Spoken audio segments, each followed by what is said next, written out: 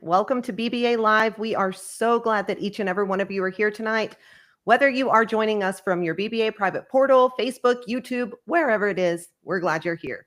If you're new around here, I'm Bree, founder of the Beauty Biz Agency. And as always, I've got my ride or die co-host, co-founder, and amazing bestie Chandra here with me today. Hey, girl. Hello, hello. How's it going? Good. Going good. Awesome. It's been a long day. Yeah. Yeah, we've had some great wins in the program, and I'm excited about tonight and seeing what we can help people with. Yes, I think it's going to be good. I'm excited for you guys. I don't know Awesome. if it's actually populating on Facebook, though. Is it not? Yeah, I see us live. We're on. Okay. I just saw a comment that they couldn't see us, so I just want Might to just make take sure. a second, but I think that we are on live. So yeah, I see us on there. I think we're good. All right. Hello, Perfect. everyone. Yes, hello.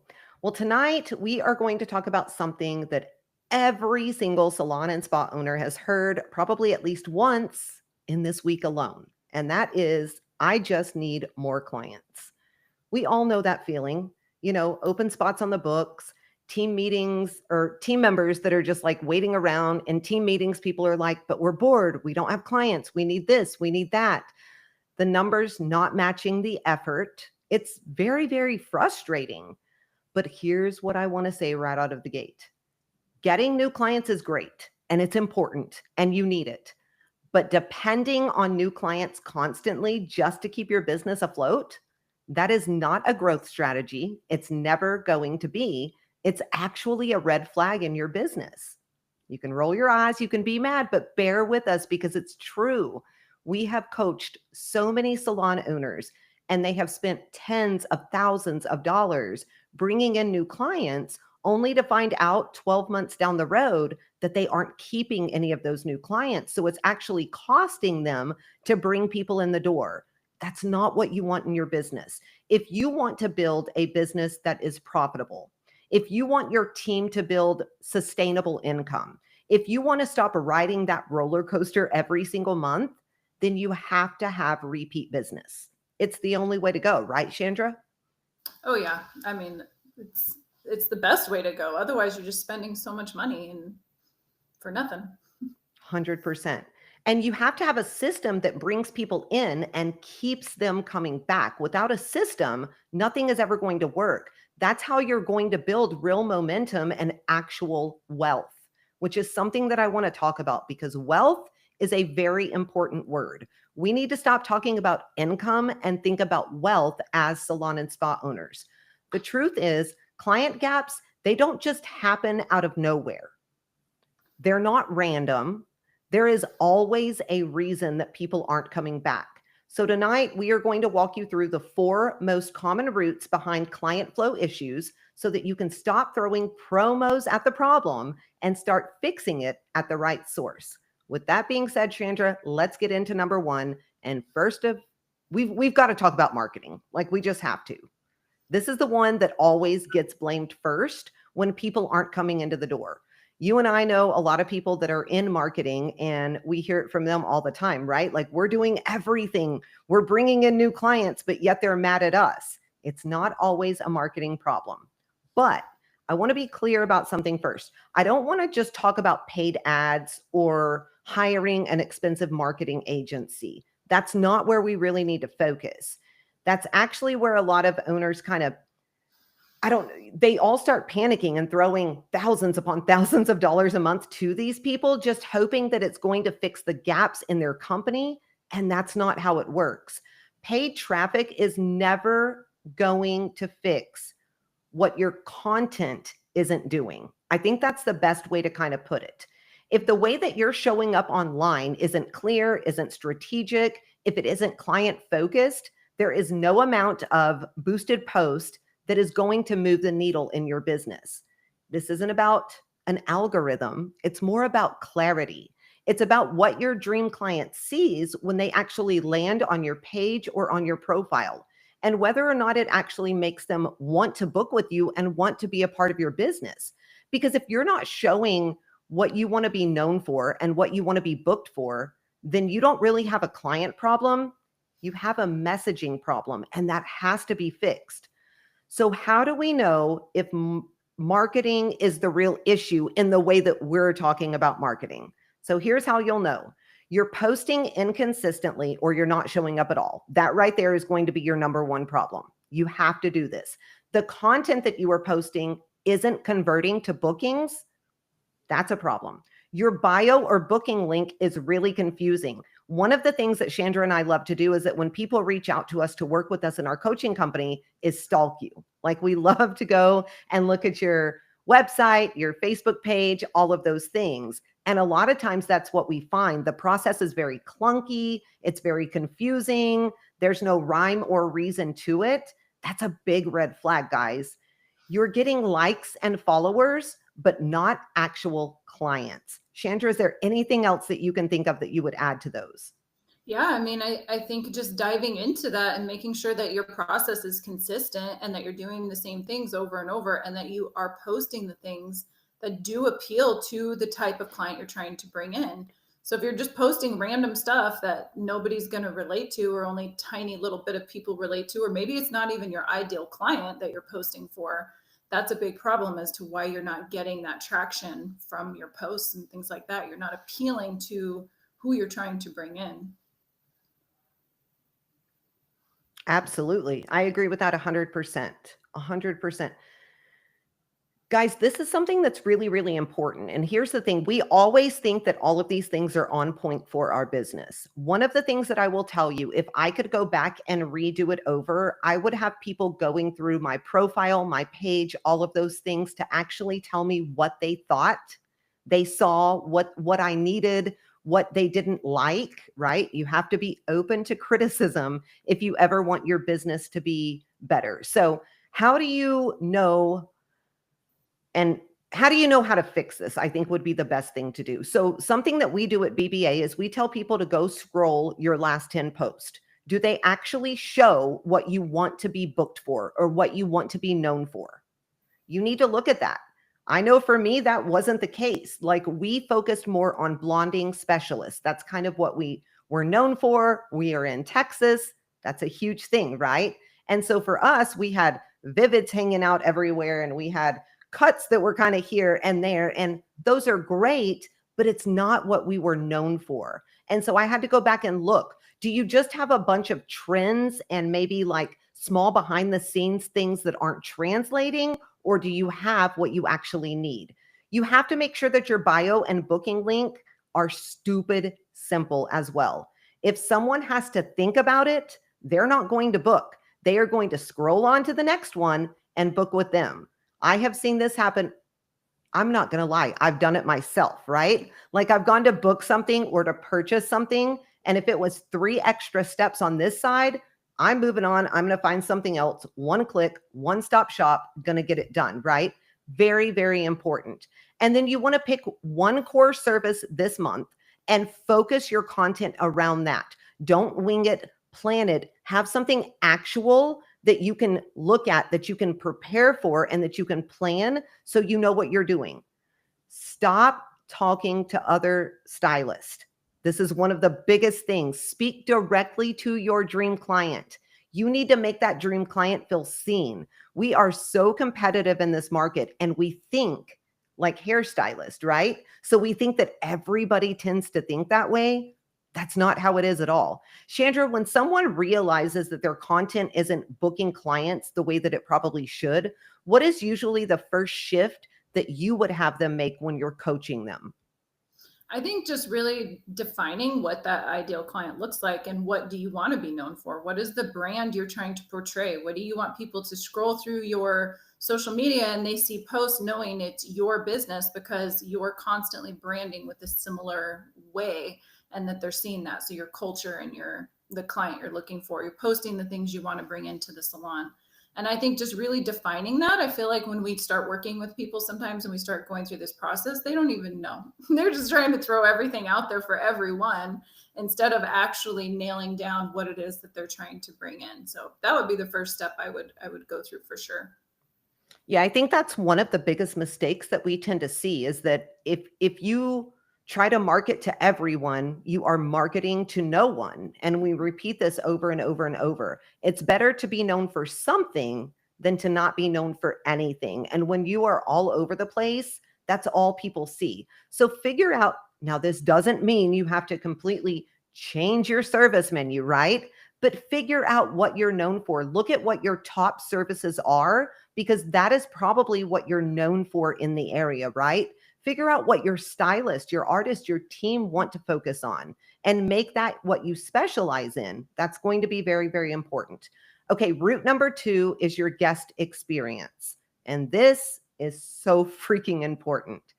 This is one of the top reasons that clients do not come back to your studio. You notice I said do not. It's really, really important. Most clients don't leave because you have one small mistake.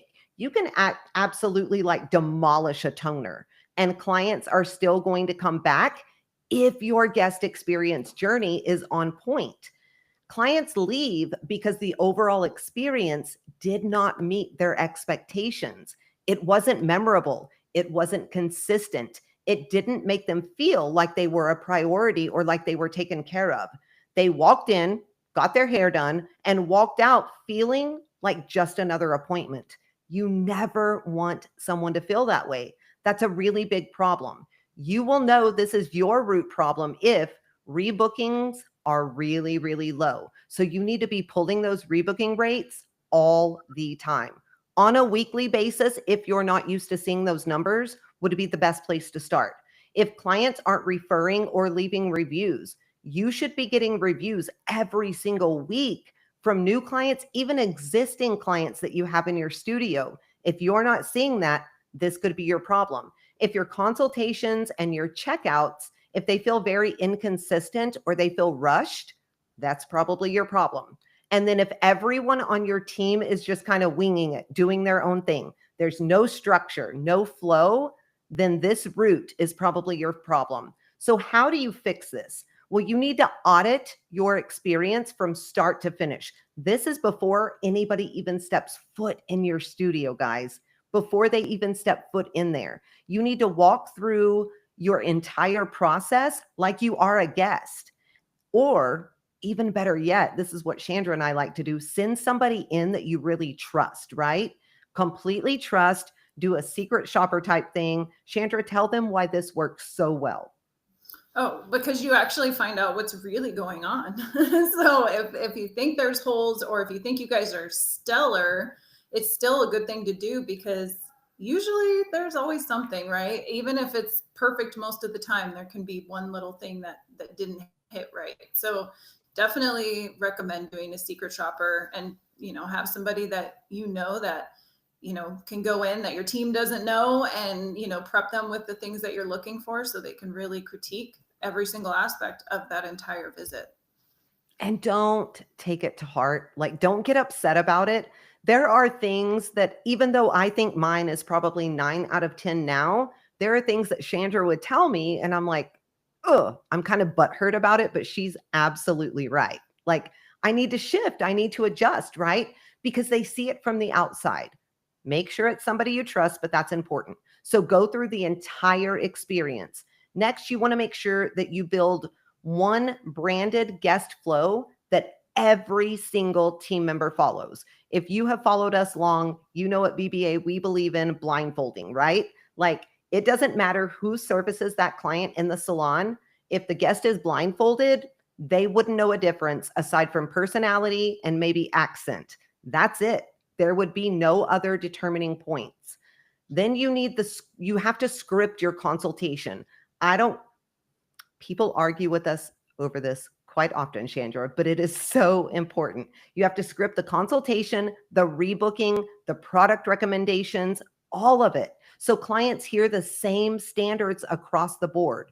Now, yes, every artist is going to put their flair, their attitude, whatever it is, into it, right? But it needs to be the same across the board. And then the follow-up after the visit, you need to make sure that you are sending out simple thank yous, clear next steps, call to actions. All of that is so important, Because if your clients, if they're not guided by the professional, if they're not supported, if they don't feel valued, they are never going to come back. It's not about the result as much as you think it is.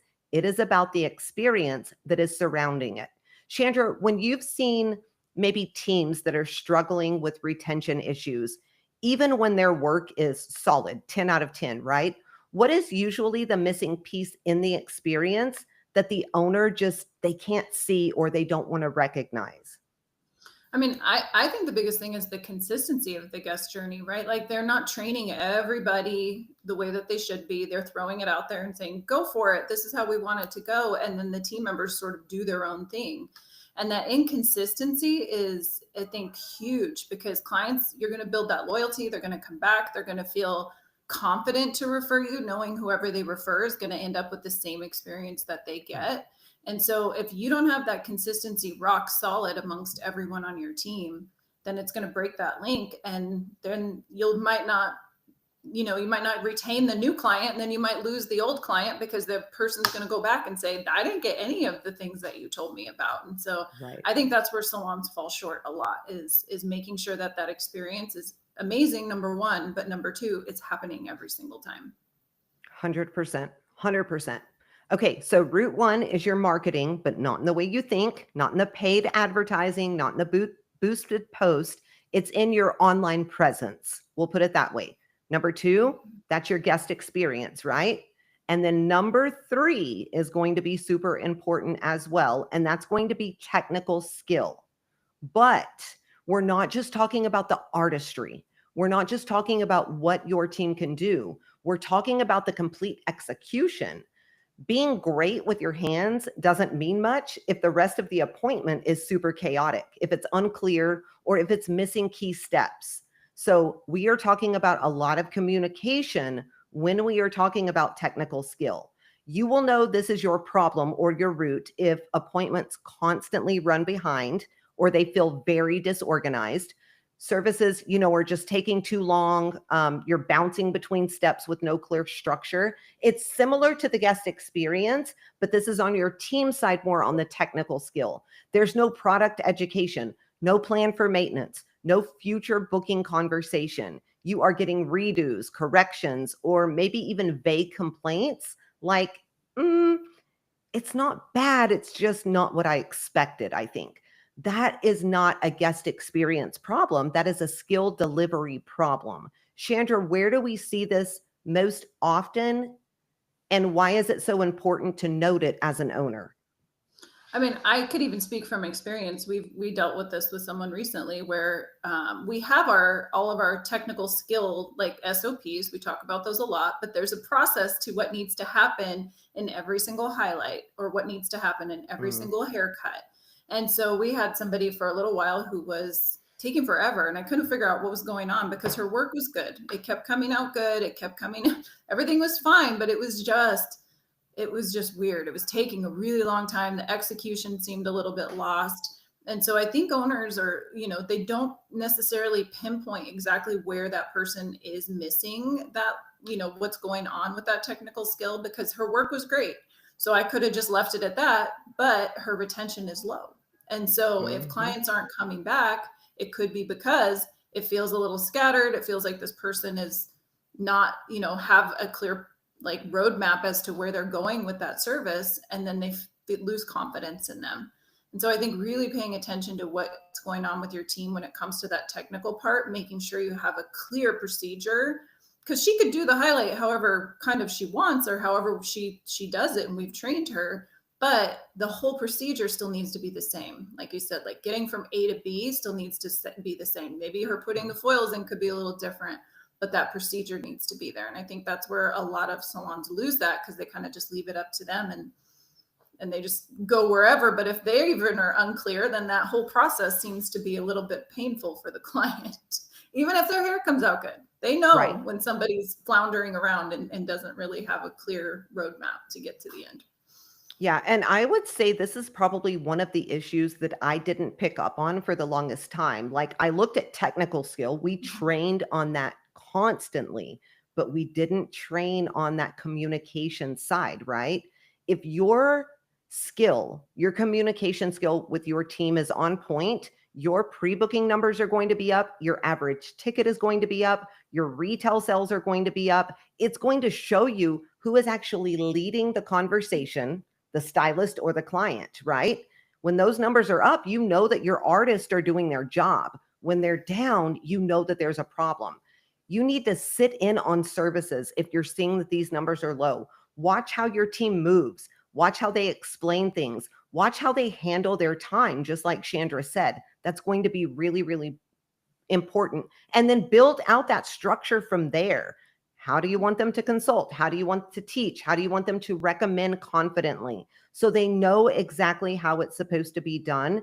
And then train on this consistently.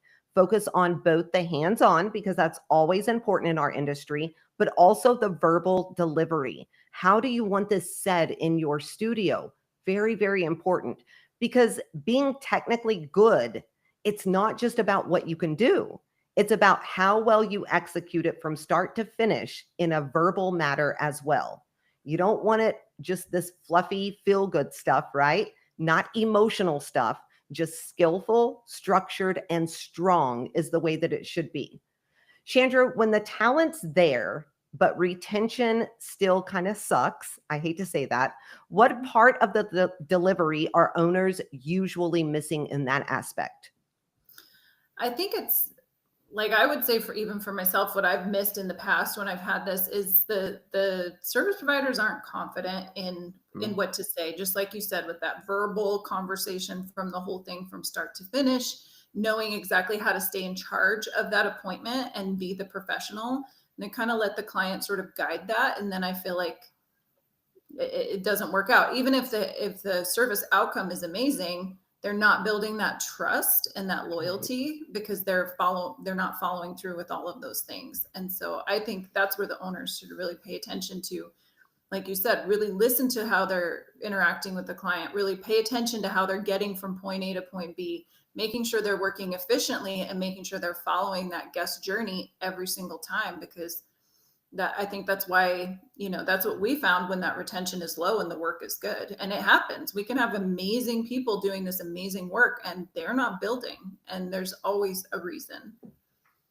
Yeah. And I think that's why it's so important to separate that guest journey from the client's perspective into that guest journey from the skill level and the verbal communication level as well. And a lot of times that's what we don't do, right? It's really, really important. And owners, I'm going to say this, regardless of whether your team likes scripting or not, it's got to be in place. If you do not provide that for training, you are not setting your team up to succeed. Period. There's no if, ands, or buts about it. Now, let them put their flavor on it. Like I said earlier, their attitude, their temperament, their charisma into it. That's really, really important, but you need to give them something to go by. Think about when you were in hair school, even if it was 40 years ago. This is not something you were taught.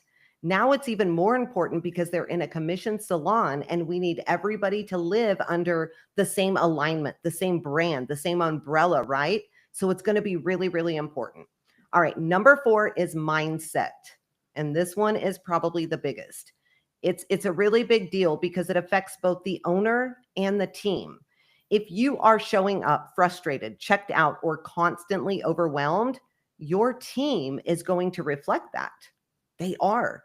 And if they are showing up with this attitude, right, blaming everybody else, or maybe even resisting growth, which I don't understand, but it happens constantly, then you've got a culture problem.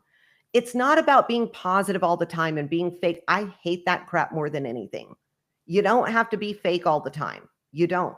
It's about being aware of the energy that you are bringing into the room and the tone that you are allowing your team to set, period. You will know that this is your route if you are mentally exhausted and you are trying to avoid everything that's going on, because this is what we see, right, Chandra? When we are coaching people, they just check out completely because they don't want to do with it or deal with it. Or they just say, I love doing hair, so I'm going to stay in that stylist position, because I don't want to deal with everything else going on, right? Oh yeah. Yeah, Yep. we see that constantly. You can love doing hair all you want. At the end of the day, you are a business owner. You have responsibility, and that is your number one focus. Take care of your team. All right. You feel like your team is just not getting it. We hear this every single day. No matter what you do, you feel like they're just not getting it. That's a mindset problem. Is it coming from your team or is it coming from you? That's what you have to figure out. And it may be from both. If you have gossip or blame or that bare minimum vibe, mindset is probably your issue. Nobody's really growing because nobody's really trying, right? This is what happens. So what do? How do we fix this? First, you have to check yourself. You're number one, you've got to check yourself. If you are drained, if you're resentful, if you are over functioning, that is going to leak into every single thing you do. And regardless of what you think, this is why being in the CEO seat of your business is the most important part to be in. You can still do hair, you can still love hair, but you've got to focus on everything else first. Chandra, tell them why this is so important. Well, I mean, it's your whole livelihood. You know, if it's your business, you wanted to build a business. If you don't focus on the business and focus on what the business needs and give the business what it needs, then you're never going to reach the goals you want. Like, you might as well just stay behind the chair and work for someone else. Like, that's if that's really where your passion lies, then you shouldn't be trying to run a business with employees. And so I think that if you really have to make that mindset shift yourself, and you have to start bringing that into your business and bringing that to your team, that is your focus, because they know if it's not your focus, they can feel it, like you said. And you're creating that culture of like lack of growth, where nobody really cares, nobody really tries, because it feels like you don't really care and you just want to do whatever behind the scenes, because you're too stressed out and this is easy, right? Like, that's what I always think, even for me working behind the chair for so long, is because this is easy. I don't want to have to deal with all those other things. I don't want to have to build systems and hold people accountable and do all that other stuff. But if you want to get a successful business, that's how successful businesses run.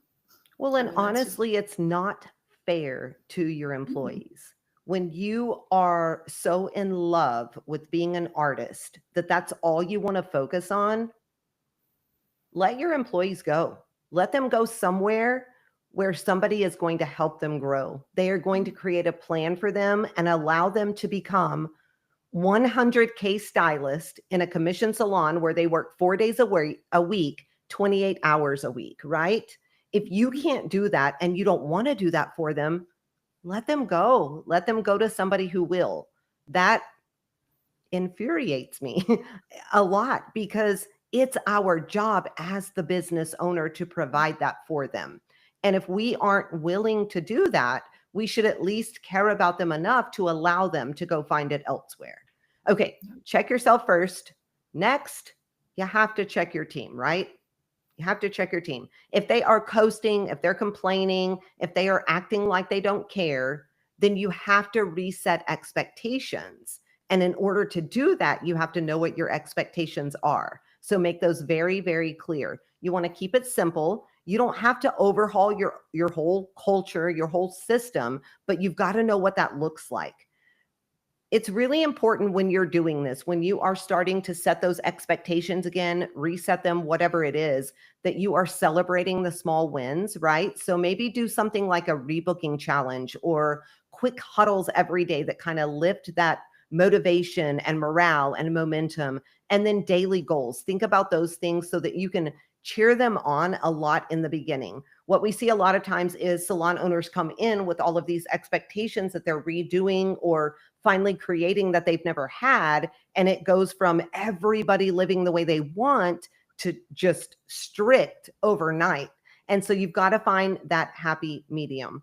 I think one of the biggest things that I will say, stop waiting for the perfect time to lead. Stop. The perfect time to lead is now.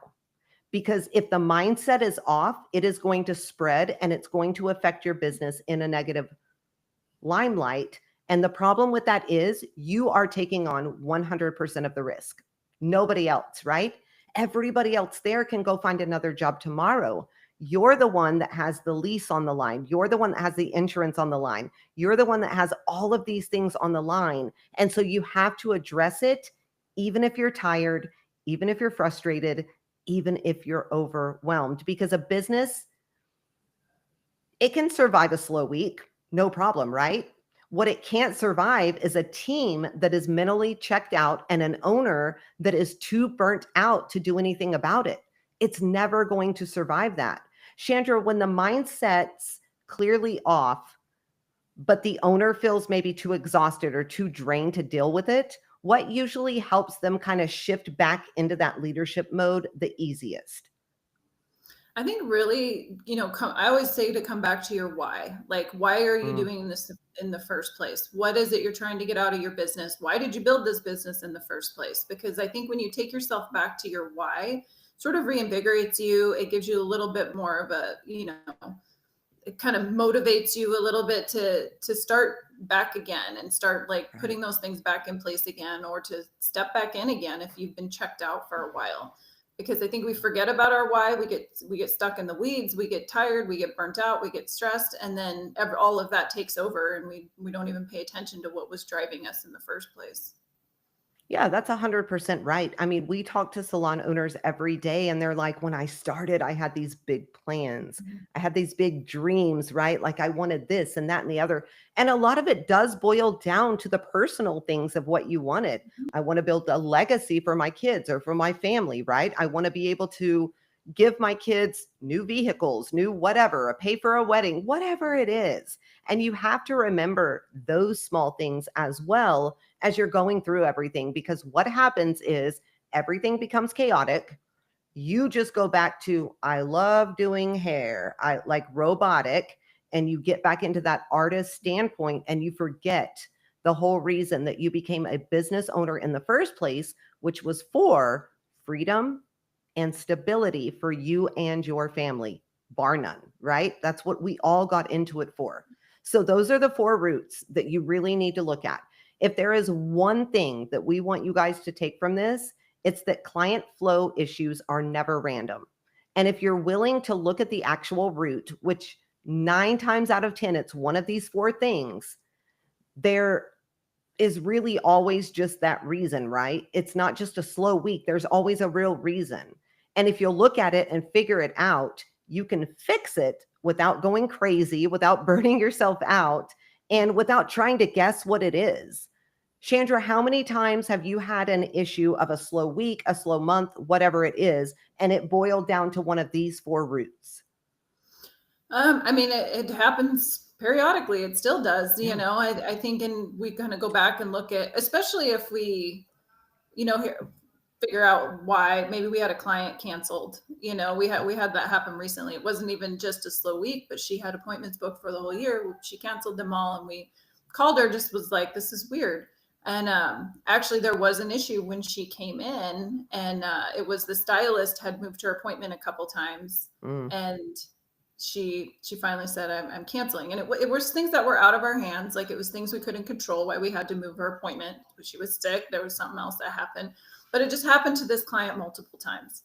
yeah. And so I think when you have those things happen that don't normally ever happen, and they can rely on you, that's when those things start to happen. And we, for us, a slow week, happens here and there, and we always look at, those things you just went over. Like, why is nobody calling? Why aren't we getting new clients this week? What happened? And going through that, and usually you can pinpoint there's something.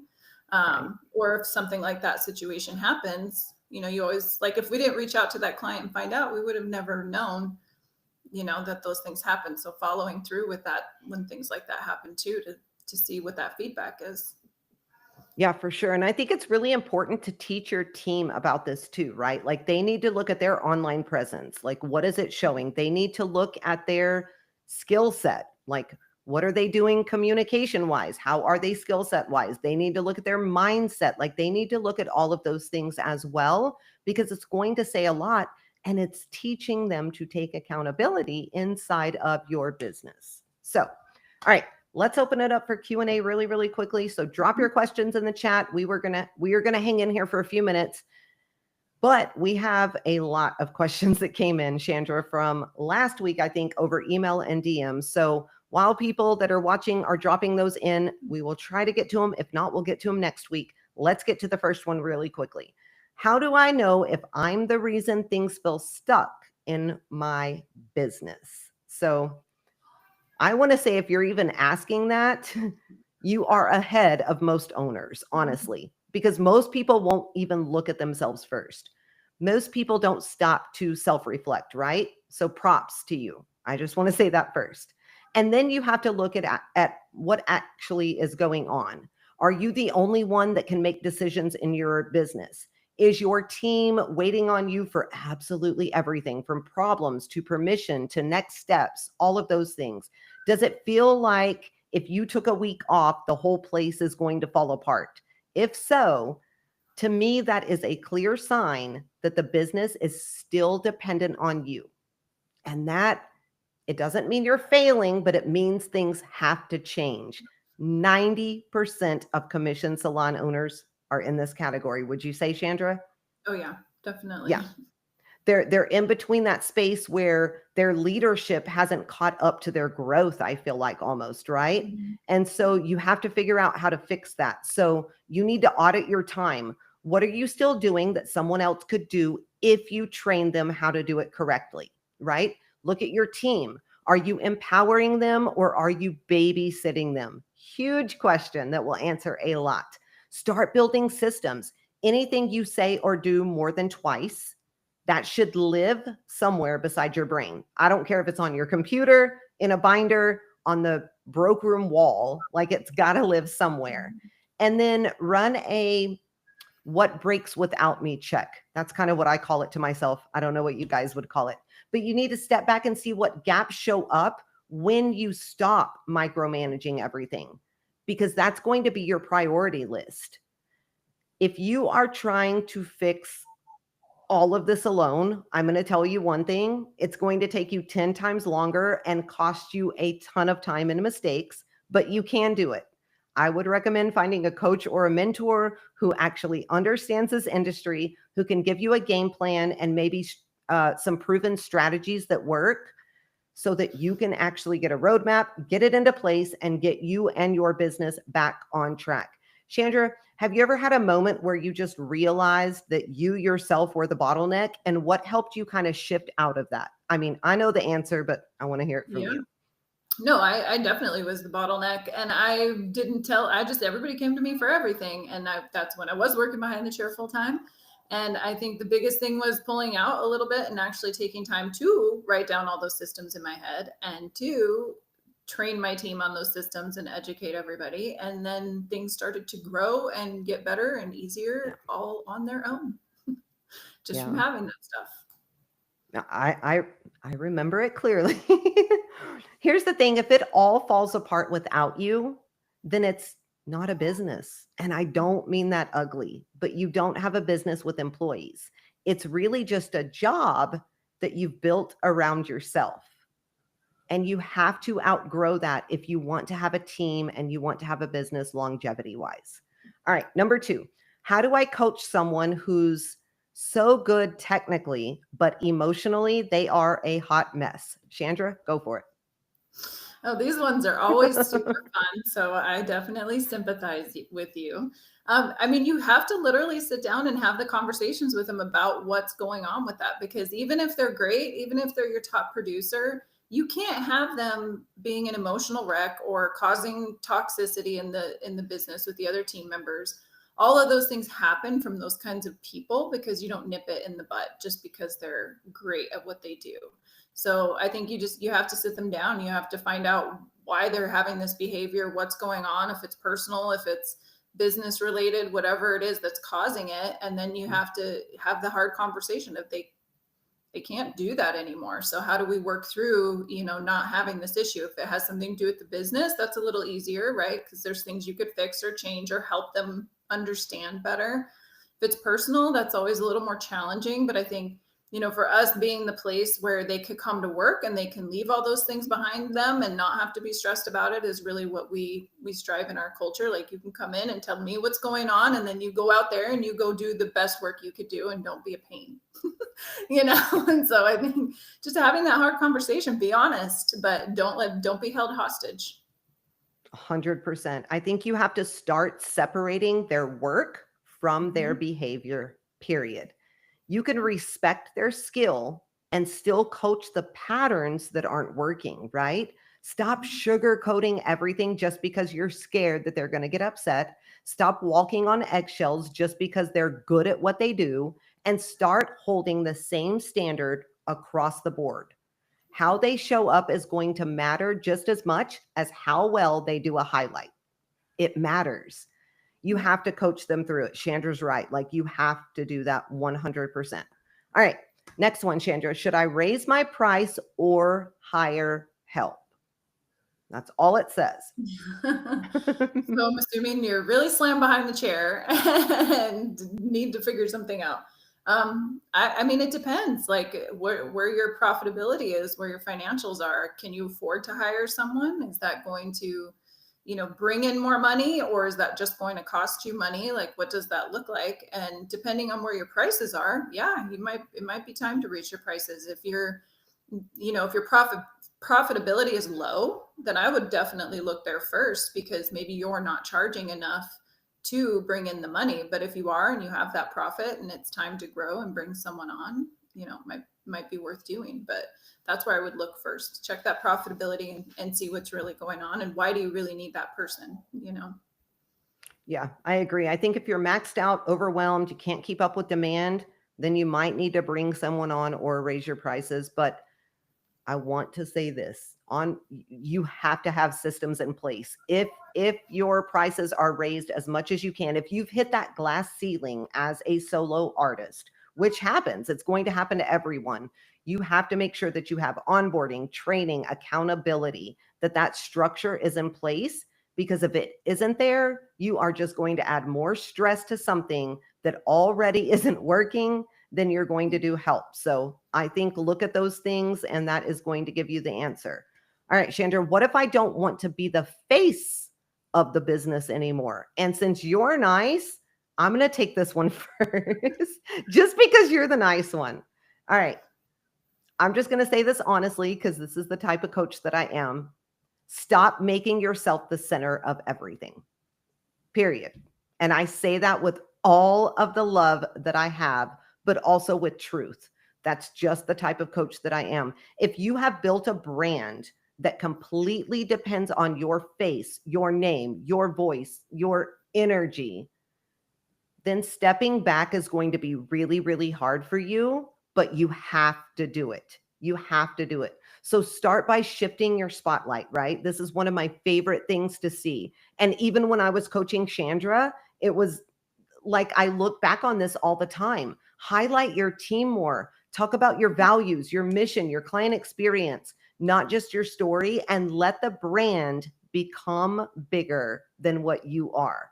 That is where Chandra is at now. And like, I get chills thinking about it, because I've seen her go from being a great boss, a great owner, but behind the chair, completely overwhelmed and encompassed by everything, to letting her team just shine in everything that they do. And she is back here, kind of hidden behind, just soaking it all up. So talk about that for a second. Yeah. No, I mean, you're exactly right. That's all 100% right. I think that's the biggest thing. And I never really wanted to be the center of attention, right? But it just kind of happens because I was the top producer, the one that's in charge, the one that's always the one you have to talk to, the one that everybody has to know, all those things. And I'm like, I don't want to be none of those things. Like, I would much rather all of you guys be the ones that are the face and be the ones that are out here, killing it, crushing it, and that the clients know and love. So yeah, pulling that back and really putting them forward, I think, is the best thing you can do in that situation, and the easiest thing you can do to kind of get yourself, out from being the main focus, and let them be that. Yeah. One of my favorite sayings is, you will never build wealth if your hands have to be involved in everything. You are literally just building income, and income is never going to get you very far in life. It won't. I actually like the next question, and we've gotten it a couple of times over the last couple of weeks. How do I lead people older or more experienced than I am as a salon owner? Yeah. Go for it. Yeah. I mean, you just have to stop thinking that way, honestly. Like I have team members that I used to be the assistant for, and so I had to become their boss. And it's just one of those things where I just had to tell myself and switch my mindset to I'm just the boss. I don't care how old they are. I don't care how long they've been in the industry. It doesn't really matter because what you're building is what you're building, and everybody has to, be part of that and want to be part of that. So even if they already have their bad habits and they got their toes dug into the sand that they don't want to, listen to a young boss, then they're not a good fit for you. So I think you have to just get over it. Honestly, I never really struggled with that too much. I did in the very beginning. So I was like, oh my gosh, like even my former business partner works for me now, so changing those dynamics can be really weird, but I'm still her boss and we make it that way. And that's the way it goes, and so I just Yeah. have to keep that mindset and know that that's the dynamic, that's the line in the sand, and that's how it goes. I agree. You have to lead with clarity, with consistency, and Mhm. with a little bit of confidence. Like that's going to be really, really important. So you don't have to be better than everybody at the craft that they're doing, right? You don't need to have more years in the industry. What you do have to have or to be is the most consistent person in the room, period. You've got to be clear with your expectations. You have to be fair in the way that you lead. You have to be the one who doesn't gossip, doesn't get defensive, and doesn't play favorites, right? You have to be the adult in the room, and don't let their years in the industry psych you out of doing your job. You don't have to prove your worth of being the leader. You just have to show up like one every single second of every Mhm. single day. I think people will then take you seriously. Okay, Yeah. we've got a lot, but let's get to the last one. Is it possible to build a team that doesn't need me emotionally? Go for it. I mean, I think it is. I think just like you said, creating that culture, like my team knows they can come to me with anything and I'll help them, but I won't go so far, right? Like I don't get so involved. But if they got to vent it out, I'll help them vent it out. But nobody's going to rely on me emotionally for anything major because I'm there to do my job and to be there to lead them, support them, help them grow, help them, become better at what they do. But I don't know. I don't have a lot of patience for that stuff. So I'm the wrong person to answer that question. But I am always there for them and they know that, but I'm not going to get that involved. And I think that's where you have to put that kind of that line in the sand a little bit as the owner to let them know, like, I'm always here for you. I always have your back, but you just got to get over it. I think you have to stop being the emotional safety net for everyone. That is what Mhm. salon owners have done for so many years, and I don't understand why. If your team comes to you for every meltdown that they have, right? Every bad day that they have, every little hiccup that happens in their life, and you are always the one fixing it, like if you're smoothing it over, if you're talking them down from the ledge constantly, you have literally trained them to rely on you for everything. So that's not their problem, it's yours. And I get it. You want to be supportive, right? You want to lead with heart. But constantly managing your team's emotions, that isn't leadership.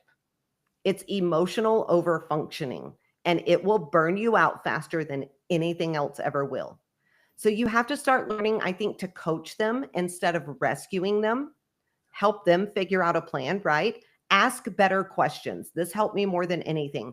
What do you think your next step is? Having my team come up with solutions kind of shifted our entire culture when it came to this. So instead of just jumping in with the answers, right? Or doing whatever I needed to do for them, I had them bring me the actual solution and we went Yep. through it together. And then we created space for reflection. So I a lot of times our team and their mood it creates the emergency. It's really not as big of a problem as it is. It's just the mood that they're in when they bring it to us, right? And so you have to learn to hold that line when someone is spiraling. It doesn't mean you're cold or you're mean or you're rigid. It means that you are choosing to not make their drama your responsibility, because it's not. You can still be compassionate, but you have to stop being the emotional center of the entire business, because if you don't, you're going to be in trouble. That's how you build a team that can actually regulate, that can reflect, and that can actually lead themselves. Because remember, regardless of what this industry tells you, you want to build future leaders. Chandra and I will stand on that hill until the day that we die. We are not those coaches that are going to tell you you want to build them up so much that they can't ever do anything on their own. That's not who we are, and it's not what we believe. Chandra, I have seen you come a long way, I think, when it comes to building emotional boundaries, right? How do you kind of teach that to other owners who still feel responsible for everybody else's feelings? Yeah, I mean, I think it's just what you said. Like, you have to learn how to coach them through that. Be there for that part of it, but don't be there to save them and swoop in and try to smooth things over and make it not be what it is. Like, I think the best thing that I've had some of my team members say to me is they'll come in my office and they'll be like, "Okay, I probably already know the answer to this, but I just want to hear you say it," because now they can like figure it out for themselves when they're having like a moment and they're like, "Okay, this happened and I'm stressed and this and whatever." And then they figure it out on their own, what I probably would tell them to do, but I don't have to Right. tell them to do that anymore. And it's because of, when they come in, I'm like, "Okay, well, let's talk about the situation. Like, what happened? What could we have done differently?" Just kind of coaching them through that. And I love when they come in, like they'll come in and be like, "Okay, I'm probably being really dramatic and you're going to tell me that, but this is happening." But they can figure it out on their own now and I don't have to. So I think it's really, they know you're there for them and that you have their back, but really teaching them how to handle these things on their own is the best thing you can do. And I think that builds that culture without having a bunch of emotional messes walking around and everybody being crazy and angry, because they know how to help each other. They know how to deal with it themselves and lean on each other in the same way that I do. Like, they'll even coach each other the same way that I've coached them. And I'm like, "Oh, this is great. You guys are doing it all on your own." And I can just observe now and watch them grow. And Yeah. so I think helping them grow not only in their craft, but also as a person, I think is really, Yes. really amazing. And I think that's like the best thing that you can do as an owner is to be that for them for both of those sides of their life. Yeah, I think that's one of the things that I really, really noticed when I started changing my culture and teaching them to come with me solution oriented, Mhm. solution based, right? Instead of problem based, is that they matured and they grew so much as people. Even at times, like their mom would contact me and be like, "I don't know what you did, but this is not the same child that I raised. And I thank you for that." And so I was able to do it with love and with compassion, but they grew so much, not only in their career, but in their life. And so I agree with you 100%. We had a ton more questions, but we are already over time. So we are going to wrap up tonight's BBA Live. Whether you are dealing with client gaps, you're dealing with team issues, emotional exhaustion, or you are just trying to figure out maybe your next move, you're not alone in any of it. There's somebody out there that is feeling the exact same thing you are. But just remember this: the problem isn't always the clients or the marketing. That's what we always blame it on. It's what's happening under the surface of your business. And when you slow down long enough to actually look at the root, that's when things are going to start to change. You don't need to hustle more like this culture teaches everybody, right? You you have to just look at the root. You have to figure out. I promise you guys, it's one of the four, almost 9 times out of 10. It is one of the four. You need real support too with a plan. So find people that you can trust in, mentors that you can look at, other owners who have been where you are. It's really, really important. At the Beauty Biz Agency, we are here if you need us. Like, we coach salon owners who are tired of just going through the same motions, who are tired of guessing, who are tired of trying to figure it out alone, who actually want to move forward quickly instead of waiting 5, 8, 10 years down the road to try to get this done. We will help you take care of your numbers, lead your team with confidence, scale your business in a way that really supports your life overall. So head over to our website, www.thebeautybizzagency. Check out our coaching options. We have a ton of free resources that you can grab, or just take the first step towards getting some structure in place by signing up for one of our free calls. Chandra, any final thoughts before we log off? No, I think definitely, go through that resource we have from the live today, and pinpoint all those things in your business and do the work, and see what's going on, especially if you feel like you're stuck, or if you feel like, you're not growing the way that you should. So it's going to be one of those things, if not multiples of those things. So I think audit your business and see where you're at. Yeah, I agree with that 100%. What do you think the first step they should take should be? I mean, if we're going to go through those things, I would say definitely your guest journey. I would look at that first and see what's actually happening in your business when you're not looking, maybe, or maybe even what you're not doing, as well, just to see how that's happening each and every time. Because that, I think, is the biggest killer out of all of those things that we went through. Yeah, I would agree. And it's the most common problem that we see, right? Like people think they have this amazing guest journey, or they think that it's flawless, or they think that it's good enough. And realistically, it usually has a ton of holes throughout the process. So I guarantee you, Chandra could go through mine and find holes. I could go through hers and find holes. Like it's never going to be perfect. So definitely look at that. I put the free resource in the chat on Facebook. You will also get an email with that if you are signed up. So if you're not, go to our website, sign up for the information so that you can receive those. And then don't forget about our podcast. We have the station. It drops every Tuesday. Make sure you are subscribed and tuning in, because we go into deep dives. We give you free resources, and we really help you work through a lot of the problems that commission salon and spa owners see. With that being said, thank you guys for joining us. We will see you next month, same time, same place. Good night, guys. Bye. Bye. I'm so tired. I can't.